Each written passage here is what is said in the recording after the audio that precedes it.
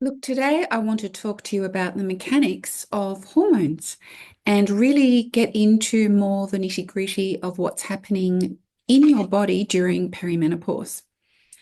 And well, let's just say that perimenopause is this really natural, normal transition that occurs in those years leading up to menopause. And it commonly starts at around 40 years old, and sometimes it can happen to women in their late 30s. But one of the most important things that I want you to understand is that perimenopause is not simply a gradual decline in estrogen. So during your reproductive years, your brain and your ovaries are communicating with each other all the time through this axis called the hypothalamic-pituitary-ovarian axis, or HPO. Now, your hypothalamus, which is located inside your brain, it starts releasing a signaling hormone called GnRH, or gonadotrophin releasing hormone. This hormone communicates with another part of your brain, the pituitary gland. And your pituitary gland then releases two important hormones, FSH, or follicle stimulating hormone, and LH, which is luteinizing hormone. These two hormones communicate with your ovaries and help regulate your follicle development and ovulation and your reproductive hormones. So the reproductive hormones include estrogen, progesterone, and testosterone. So there's this constant conversation going on between your brain, your hypothalamus, your pituitary, and your ovaries. So what happens during perimenopause, however, is the conversation or the communication between the two starts to change. So in the ovaries, as the number of the follicles starts to decline, ovulation becomes less predictable. And this brings us to one of the earliest and most important hormonal changes during perimenopause, and that is to do with the hormone progesterone. So important.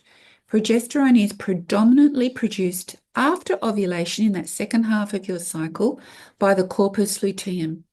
And as ovulation becomes less and less regular, or you don't have a cycle where you may not even ovulate at all, progesterone production can become lower and lower and lower and much more inconsistent.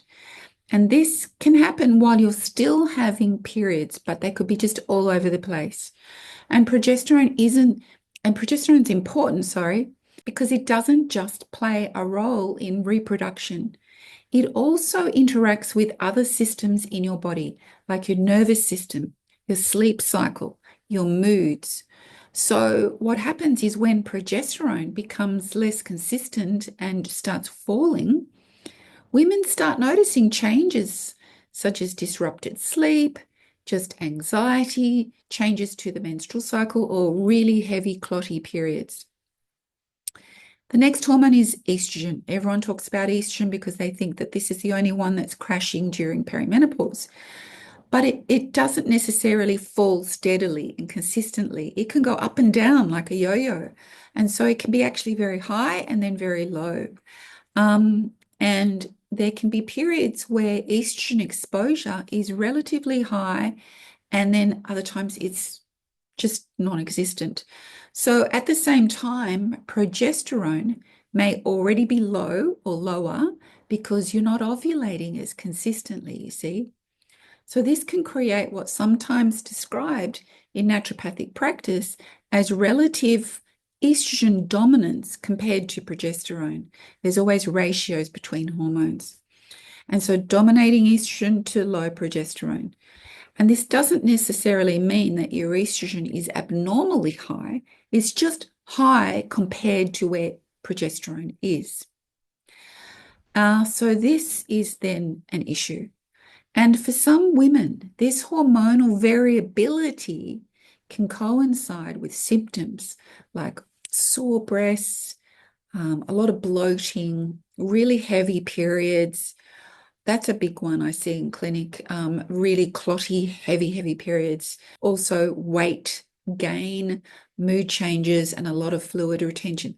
So as women move closer and closer and closer towards that end date where they go through menopause and the period actually stops altogether, the brain recognizes that the ovaries are not responding. They're not communicating anymore like they used to. And the pituitary gland then responds by sending out more FSH, more follicle stimulating hormone, and tries harder and harder and harder to stimulate your ovaries. And that's why FSH levels tend to be higher the closer you get to menopause. But the hormones don't operate independently. They're all like working together, and they communicate with your brain, with your thyroid, with your liver, with your digestive system, bones, muscles, cardiovascular system, nervous system in particular. And so this brings us to another important hormone called cortisol, which all of you would have heard of, I'm sure, and stress. And cortisol is our major stress hormone, and it's secreted by our little adrenal glands, which sit on top of our kidneys. And cortisol naturally rises and falls in a day. And we can test that with salivary hormone tests. But the problem is not that cortisol is a bad hormone, not at all. It's just problematic when we have consistent long-term chronic stress. And during perimenopause, many women find that they don't tolerate stress in quite the same way that they used to. Sometimes they may previously, let's just say, previously they might have handled stress really well and not a problem in life, but now just the littlest thing will make them feel stressed and overwhelmed.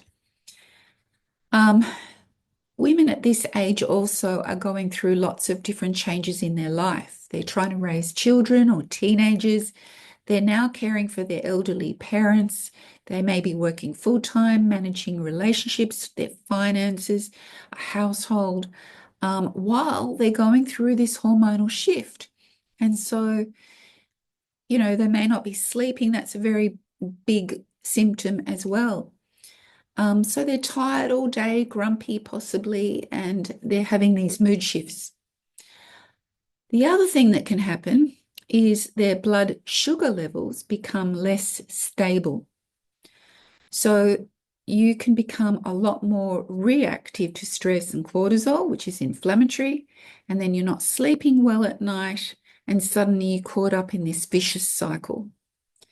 And this is why my approach to perimenopause has never been looking at one particular hormone in isolation. It's about looking at all your hormones, getting all the functional testing done properly at the beginning, and then looking at the whole body, the gut, digestion, sleep, thyroid, adrenals, stress response, blood sugar, and hormones.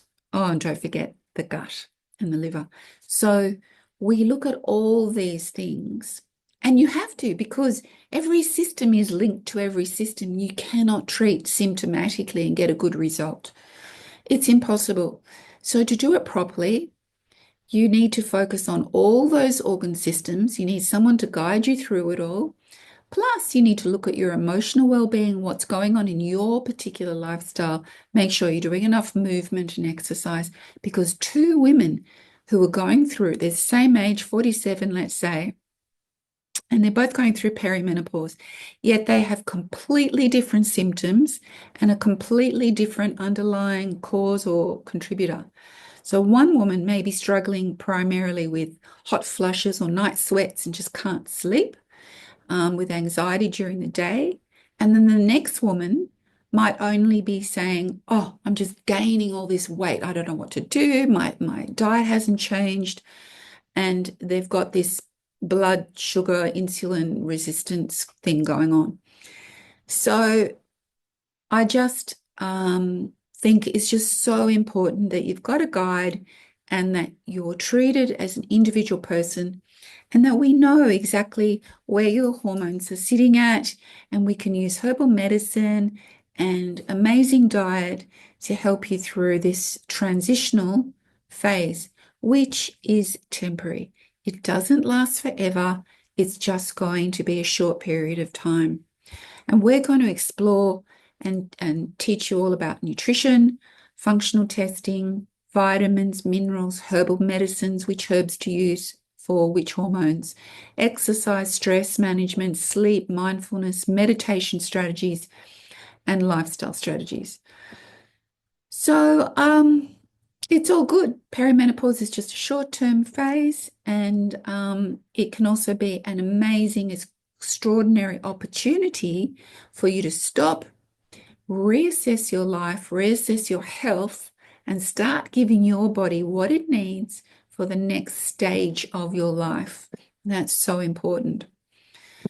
So we're going to move you through this perimenopause solution course. We're not simply going to chase after those symptoms. We're going to start looking at the bigger picture, because when you understand your body, you can start making informed choices about how to support it.